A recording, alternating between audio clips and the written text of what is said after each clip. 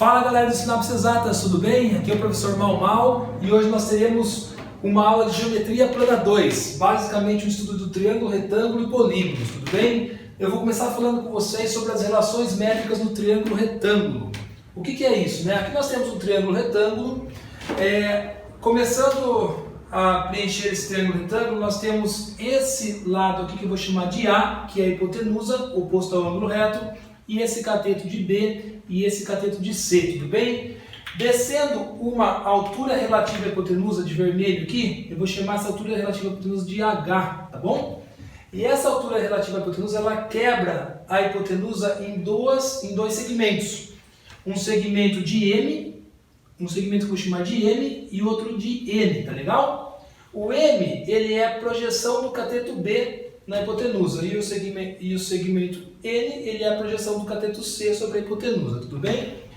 A partir dessas 5 letras aqui, desses cinco segmentos, nós temos algumas relações. A primeira relação é chamada de Teorema de Pitágoras. Como que é o Teorema de Pitágoras no triângulo original aqui?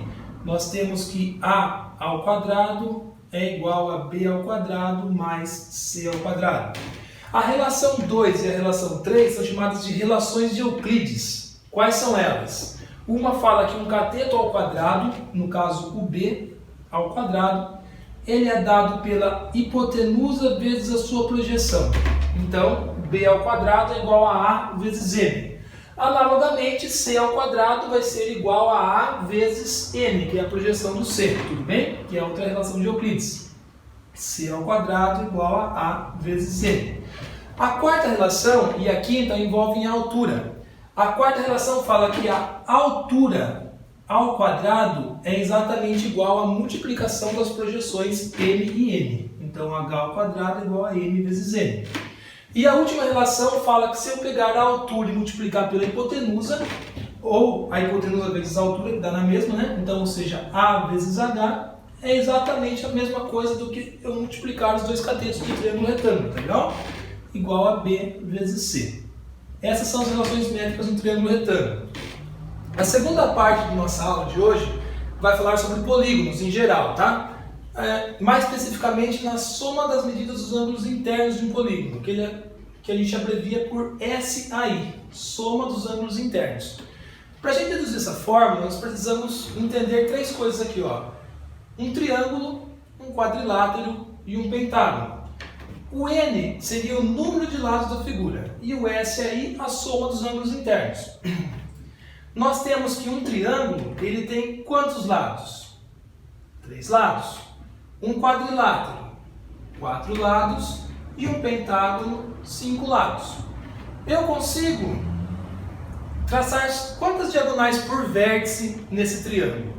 Nenhuma, porque se eu fixar um vértice aqui, eu tenho lado e lado, não tenho nenhuma diagonal por vértice.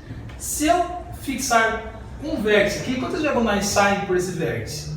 Apenas uma diagonal, certo? E se eu fixar um vértice qualquer aqui, quantas diagonais saem por esse vértice? Nesse caso do pentágono, saem 2 diagonais, tudo bem, pessoal? Por que eu fiz isso? Nós sabemos claramente que a soma dos ângulos internos de um triângulo é dado por 180 graus. A soma dos ângulos internos de um quadrilátero pode ser pensada como um quadrilátero, ele tem a ideia de ser quebrado em 2 triângulos por esse método que eu fiz. Então, nesse caso, a soma dos ângulos internos dessa figura é a soma dos ângulos internos de 2 triângulos. Então, no caso, a soma dos ângulos internos vai ser o quê? Vai ser 2 vezes 180 graus. Da mesma forma, uma figura de 5 lados ela foi quebrada em 3 triângulos, certo? Primeiro triângulo, segundo triângulo, terceiro triângulo. Então, a soma dos ângulos internos dela vai ser o quê? 3 vezes 180 graus, porque cada triângulo possui 180 graus.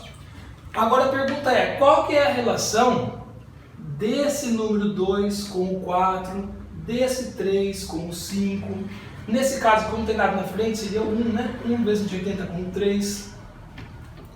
Nós conseguimos perceber o quê? Que 3 menos 2 dá 1. que 4 menos 2 dá 2, que 5 menos 2 dá 3. E assim vai. Se fosse uma figura de 6 lados, em quantos triângulos eu conseguiria separar isso daqui? Em 4 triângulos. Então é sempre o número de lados menos 2, o número de lados menos 2, o número de lados menos 2. Então uma fórmula, qual que é a soma dos ângulos internos de uma figura de lado N, que eu não sei quanto que é? Vai ser quanto?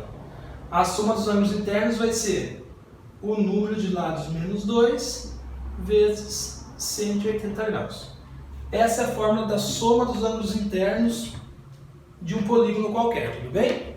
A segunda parte aqui interessante são a soma das medidas dos ângulos externos, abreviada por SAE, soma dos ângulos externos. Isso é uma constante, tá? Independente do polígono, sempre a soma dos ângulos externos será 360 graus, tá bom, pessoal? E o número de diagonais de um polígono, que é abreviado de D, é uma formulinha, uma expressão do segundo grau, tá legal? É o número de lados vezes o número de lados menos 3 dividido por 2, tudo bem? E por fim, se o polígono for regular, o que é um polígono regular? É um polígono em que todos os lados são iguais e todos os ângulos internos são iguais e os externos também serão iguais, tá bom? Existe uma formulinha para o ângulo interno. O que é um ângulo interno? É o AI. O ângulo interno ele vai ser dado pela soma dos ângulos internos dividido pelo número de lados. Ou seja, vai ser dado por essa fórmula aqui, a soma dos ângulos internos dividido pelo número de lados. Por exemplo, um quadrilátero regular é um quadrado. A soma dos ângulos internos de um quadrilátero é 360. Se ele for um quadrado, dividido por 4, cada ângulo interno é 90 graus. E o ângulo externo? Como que eu calculo o ângulo externo de um polígono regular? Ele é dado pela soma dos ângulos externos, que é uma constante, ou seja, 360 graus, dividido pelo número de lados também. Tudo bem, pessoal? Essa foi a nossa aula sobre triângulo, retângulo e polígonos. Espero que vocês tenham gostado. E qualquer dúvida aí é só chamar a gente aí. Um abraço e até mais. Tchau, tchau.